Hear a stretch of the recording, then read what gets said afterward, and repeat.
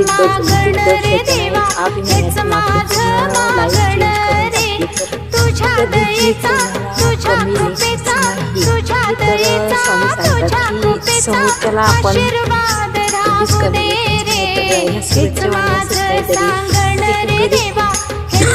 कुटुंबातून एक वर्चस्व निर्माण करून दाखवलं आणि पूर्ण जगभर नाव कमवले. तर त्याच्यामुळे सांगते